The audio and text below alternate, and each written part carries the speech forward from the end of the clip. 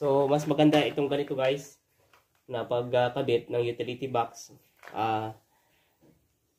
Ilalagyan natin ng halo bago ito, kasi mas matibay ito kumpara doon sa ilalagay muna natin ito, tapos lagyan ng halo.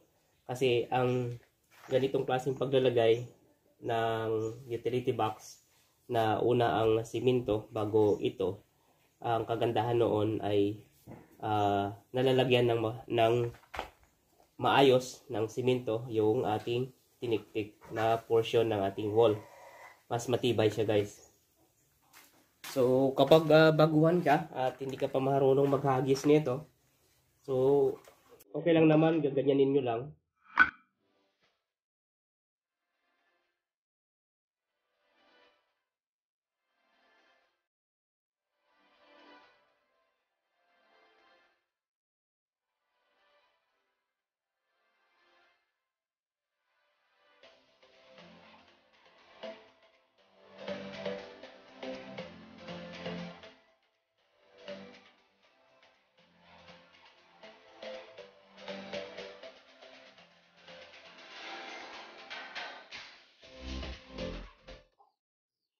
So yun guys, time check, 1:20 ng hapon. So ngayon ay ako lang ang gagawa dito sa bahay dahil nag-update lang yung aking mga kasama. So yun ang aking panel board. Yan. Panel board ko guys ay okay na. Mali ito, puputulin ko na lang yan. So yun, okay lang yan, papantay ko na lang yan dyan. Pati ito, babawasan ko na lang ng kaunti yan. At pwede na akong mag-layout para dito sa ilaw. So yun, papakita ko naman sa inyo yung basic na pag-layout dito ng mga ilaw. So pero bago yun, papakita ko muna yung paglagay ng utility box na kagaya nito na mayroon ng PVC. Kung paano yan ilalagay na mayroon ng PVC. So para sa mga beginners, para pa rin sa mga beginners guys. So ito, ayan, ito yung ilalagay ko mamaya. So papakita ko sa inyo kung paano to ilalagay. Okay, so tingnan ko dito sa loob ang kanilang nagawa na. So yan, mali yan yung napalitadahan kanina guys. Yan.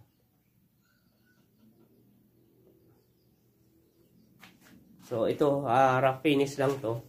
Kasi nga i-skim coat ko lang ito guys. Skim coat ko yan siya.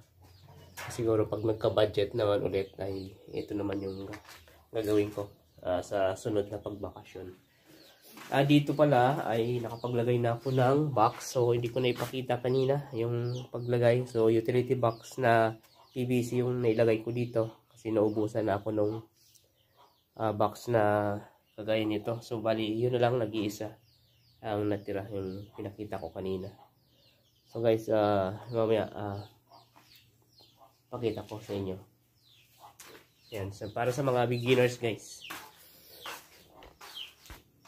So yun guys, medyo madilim sa part na to kasi against the light. Yung ating pintuan dito ay 90 ang laki nun. So 100 kasama ang hamba. So lagay ko lang siya sa 110. Tapos ang height nito ay ganoon pa rin sa kagaya dun sa iba, 120 lang. 120 lang ito guys. So bubuhitan ko lang yung part na aking paglalagyan ng switch.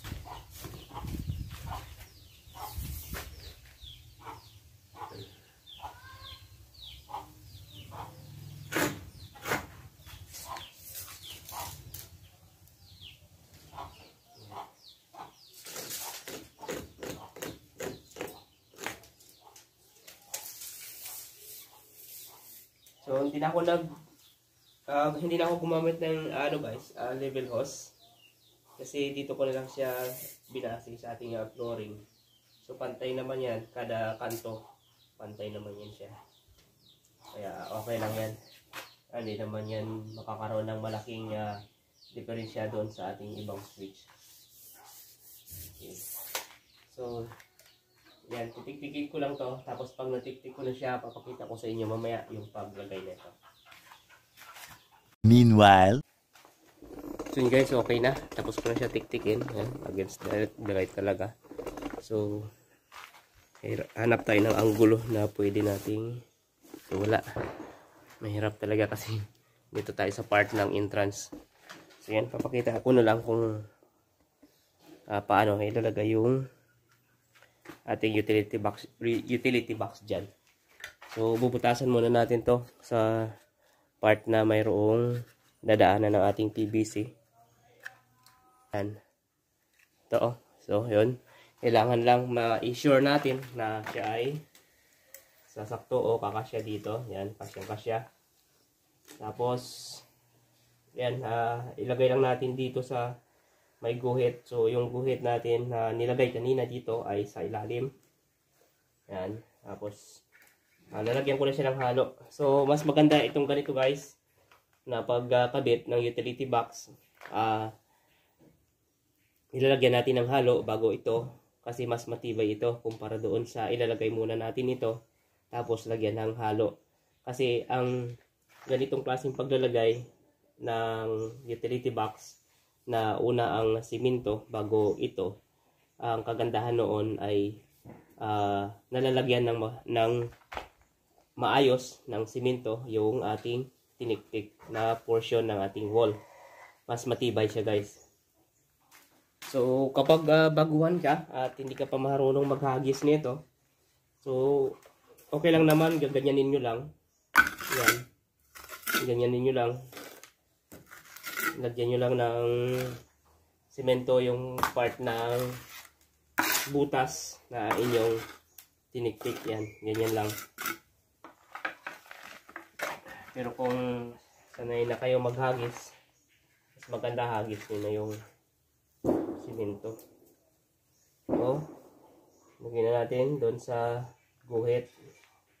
Yan. Tapos ito halos angat ko lang siya ng mga kalahating 0.5 cm lang angat niya. Yan.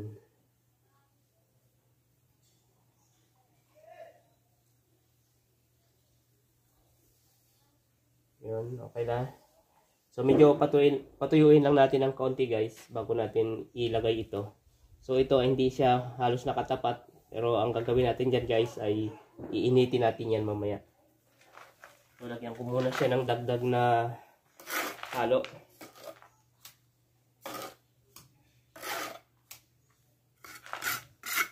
Mas lalong tumibay. Yan. Tapos sukatin ko na to. Sukatin ko lang siya ng sakto sa ating utility box.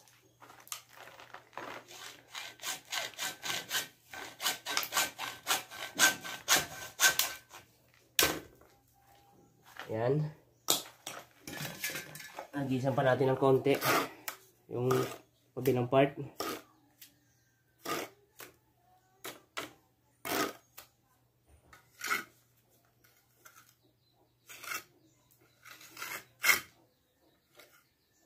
Okay lang din naman ito guys, kung puro ang inyong ilagay. Wala naman problema. Pero sa akin, nilagyan ko yan ng buhangin guys. Para mas lalong matibay siya. So, initin ko muna to. Pwede na itong ilagay guys kahit hindi pa masyadong tuyo. Pwede ko na itong ilagay kasi iinitin ko naman. So, yan. Initin ko lang banda dito sa portion na to. Yan, halimbawa nandito yung kurba, yan, nating tiniktik yun. So dito lang natin yan banda, iinitin sa taas banda.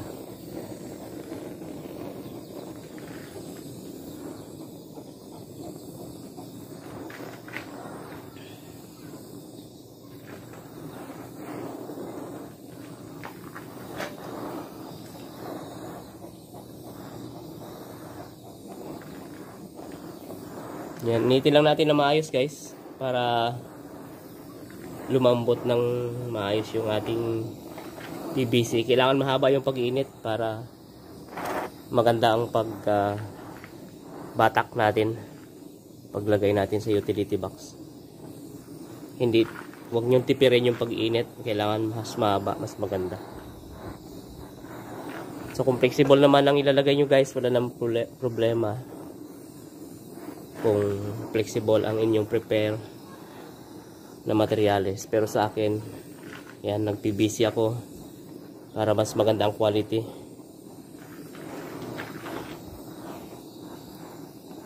Para mas maganda ang quality ng materyales. So siyempre bahay ko siya. At kung sa iba ay gumagawa tayo ng maganda, mas lalo nating gandahan kapag sa bahay natin. So yun, ilagay na natin pagkatapos na mainit.